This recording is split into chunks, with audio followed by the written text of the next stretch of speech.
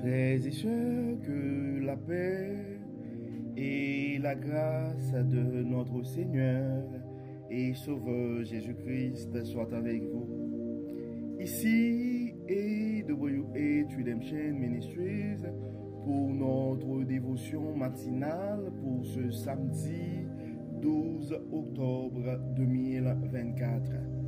Toujours dans la mission de vous accompagner, journée après journée, réveil après réveil, matinée après matinée, sur le chemin du royaume de Dieu. Car l'essentiel, frères et sœurs, est dans le royaume de Dieu.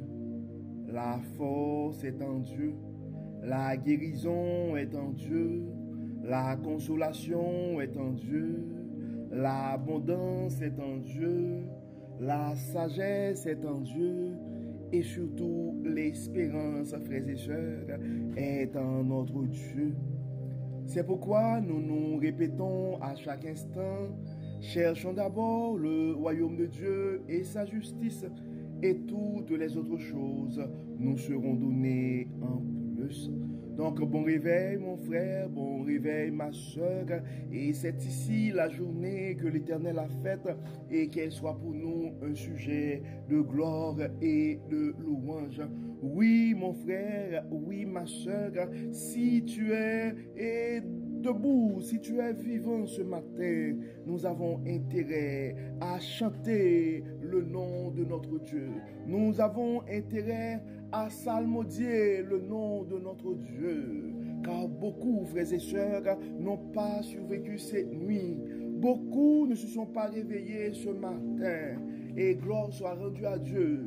Son oxygène est à notre disposition gratuitement ce matin. Donc bénissons le nom du Seigneur. Crions, frères et sœurs, Ebenezer, jusqu'ici l'Éternel nous a secourus. Oui, mon frère, oui, ma soeur, tu peux réveiller avec ce sentiment ce matin que les bontés de l'Éternel ne sont pas épuisées.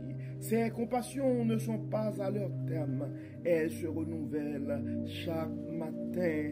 Oui, c'est une grâce et une bénédiction, frères et sœurs, non seulement de pouvoir nous réveiller ce matin, mais de pouvoir nous réveiller avec Dieu.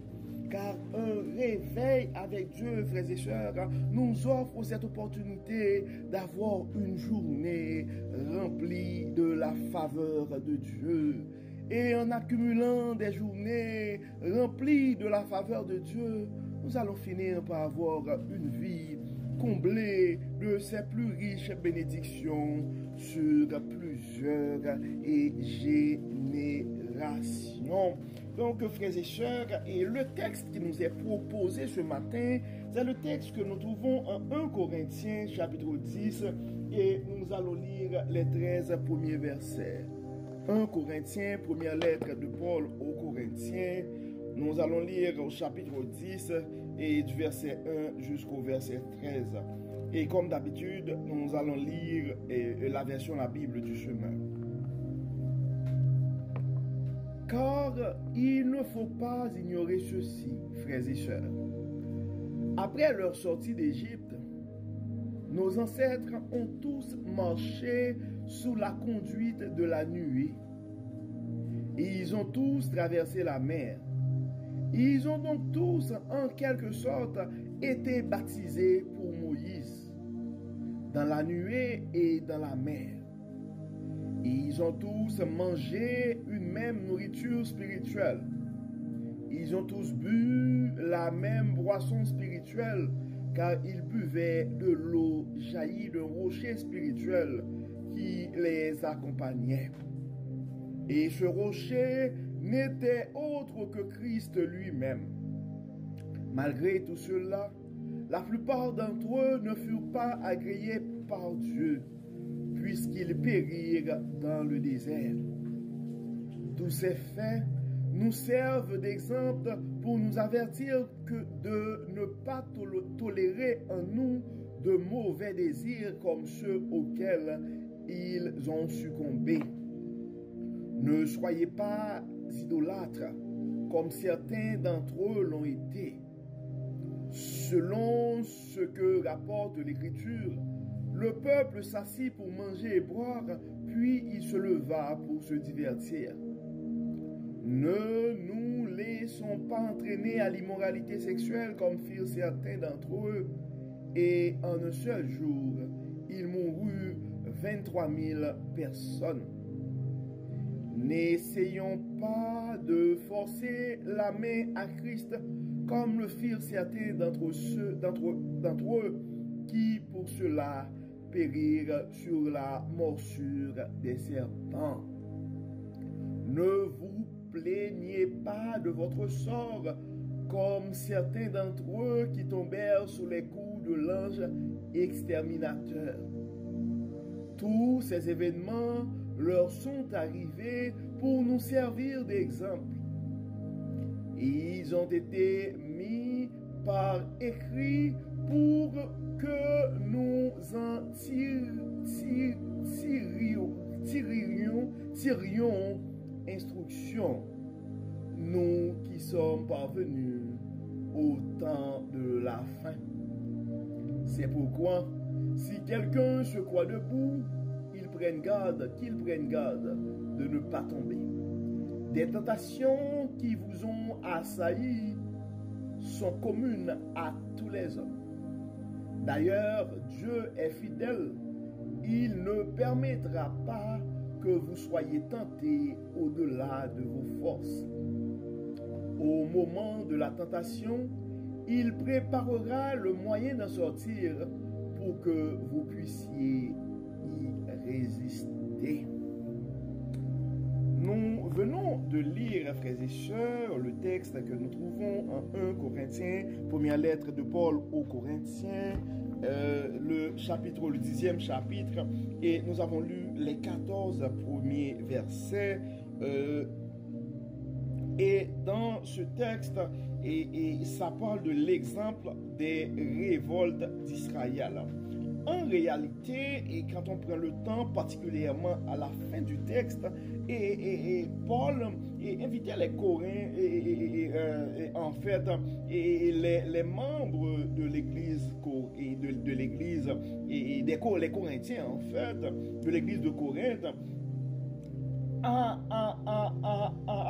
faire attention.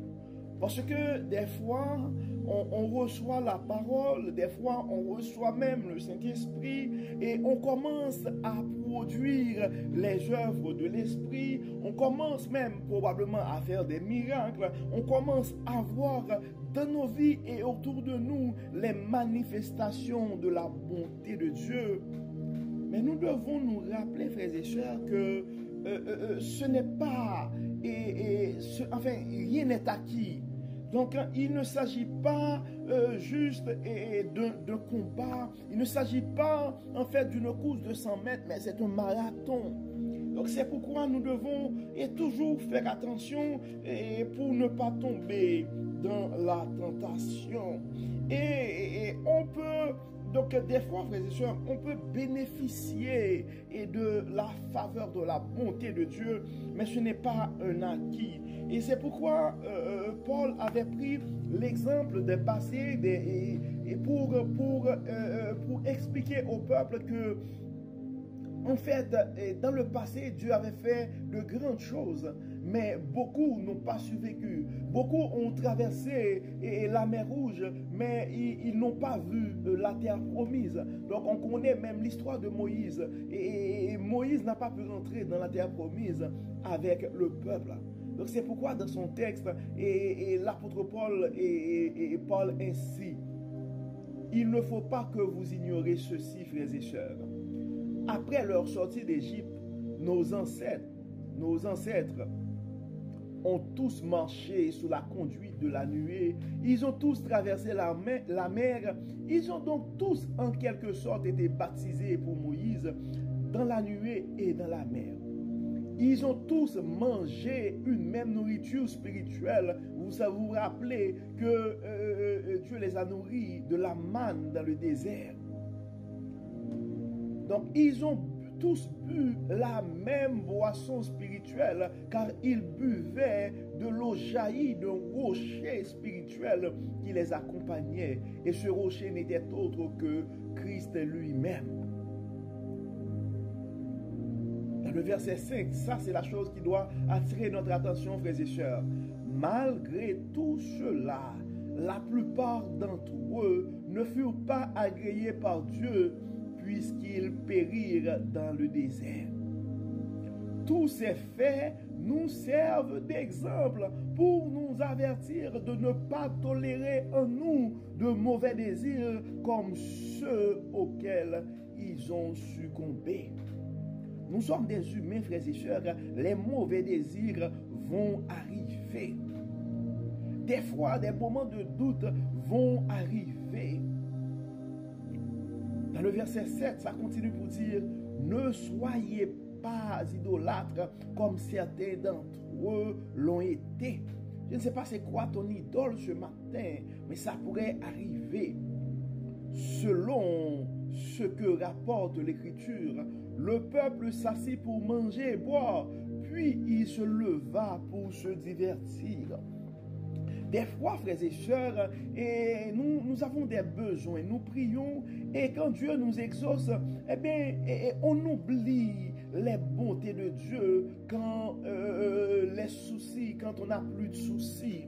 Quand on a trop décroché le diplôme, quand on arrive à trouver l'emploi, quand on arrive à avoir ses enfants, quand on arrive à se marier, quand on arrive à immigrer dans un pays étranger, à être admis dans une université ou à réaliser quelque chose, eh bien maintenant c'est le temps de la fête, on oublie les bienfaits de Dieu.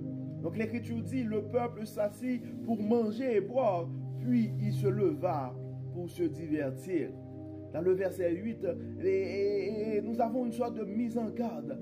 Ne nous laissons pas entraîner à l'immoralité sexuelle comme firent certains d'entre eux. Et en un seul jour, il mourut 23 000 personnes. Donc ce sont des mises en garde à prendre au sérieux, frères et sœurs. Ça continue dans le verset 9 pour dire, n'essayons pas de forcer la main à Christ comme le firent certains d'entre eux qui pour cela périrent sous la morsure des serpents. Donc nous devons faire attention, frères et sœurs. Et dans le verset 10, ça dit, ne vous plaignez pas de votre sort, comme certains d'entre eux qui tombèrent sous les coups de l'ange exterminateur. Nous nous rappelons l'histoire du peuple à un certain moment. Ils se plaignaient de leur sort, frères et sœurs, en disant à Moïse, ce serait mieux de rester en Égypte. Des fois, et à cause de l'insécurité, et des fois, nous sommes trouvés dans une situation assez difficile. Nous demandons à Dieu de nous délivrer. Mais après la délivrance, nous oublions là où l'on était. Et on commence à se plaindre. Donc avec les vagues migratoires, ça pourrait arriver à un certain moment à cause de l'insécurité, à cause des menaces ou pour des raisons économiques.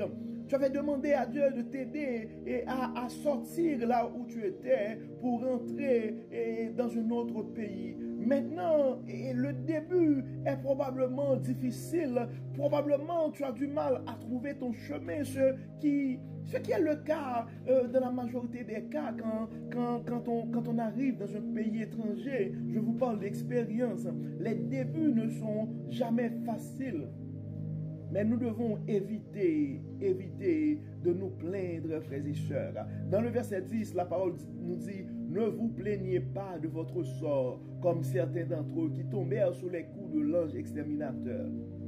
Tous ces événements leur sont arrivés pour nous servir d'exemple. Ils ont été mis par écrit pour que nous en tirions instruction. Nous qui sommes parvenus au temps de la fin. C'est pourquoi si quelqu'un se croit debout, qu'il prenne garde de ne pas tomber. Rien n'est acquis, frères et sœurs. C'est pourquoi nous devons faire attention. Si aujourd'hui tu es debout et tu continues ton parcours sur le chemin du royaume, eh ben, tu dois faire attention, mon frère. Et s'il y a un frère à côté de toi et tu vois et qui a trébuché, donc c'est le temps de lui prendre par la main, de le supporter, de l'exhorter avec sagesse et amour. Dans le verset 13, ça dit, les tentations qui vous ont assailli sont communes à tous les hommes. Donc Jésus-Christ lui-même a connu la tentation, frères et sœurs. Les tentations vont arriver sous plusieurs formes. D'ailleurs, Dieu est fidèle. Il ne permettra pas que vous soyez tentés au-delà de vos forces. En fait, généralement, la parole est claire et en fait, des fois, nous sommes tous humains, frères et sœurs, et la chair est faible, dit-on, mais l'esprit est bien disposé. C'est pourquoi des moments et des réveils avec Dieu à travers nos émotions, des moments de méditation, des moments dans la lecture de la parole, c'est très important. C'est pourquoi, frères et sœurs, nous devons toujours dans nos prières demander à Dieu de garder en nous vivant son Saint-Esprit, car sans l'aide du Saint-Esprit, nous sommes tous appelés à succomber à des tentations. Nous sommes tous appelés à faire face à des tentations. C'est pourquoi nous devons être constants dans nos prières et il faut que l'Esprit de Dieu soit vivant en nous. C'est-à-dire, au moment de la tentation, il préparera le moyen d'en sortir pour que vous puissiez y résister. Donc, nous sommes clairs, frères et sœurs, à plusieurs reprises, sur plusieurs formes. Jésus-Christ, d'ailleurs, nous l'a dit. Vous aurez des tribulations dans le monde, mais prenez courage, j'ai vécu le monde. Les tentations et des moments difficiles et des moments qui pourraient nous faire douter de la bonté de Dieu vont arriver, frères et sœurs, mais avec l'aide du Saint-Esprit, et nous serons tous plus que vainqueurs. Et donc c'est pourquoi, comme d'habitude, nous allons prier, nous allons demander à Dieu de nous fortifier, et nous allons prier pour nos frères et sœurs, parce que il y a des frères et sœurs présentement qui sont en train de faire face à de grandes tentations, soit un début difficile dans un pays étranger, soit c'est la maladie, soit c'est des problèmes dans le foyer, soit des problèmes avec les enfants, soit des soucis financiers. Donc les tentations peuvent venir sous plusieurs formes. Il y a d'autres qui ont probablement des combats spirituels. Donc nous allons demander à Dieu de nous aider, de nous supporter, de nous assister et permettre que son Saint-Esprit soit vivant, présent en nous. Prions Dieu. Dieu de bonté, Dieu de miséricorde, nous te disons merci Seigneur pour ton amour, merci pour ta grâce, merci pour ta fidélité, merci Seigneur parce que tu n'arrêtes pas de nous révéler ta sagesse, merci Seigneur, tu n'arrêtes pas de manifester ta bonté, ta fidélité envers nous, c'est pourquoi tu trouves toujours un moyen pour nous exhorter et un moyen pour que nous puissions rester attachés à toi. Nous te remercions, Dieu clément, pour ta fidélité.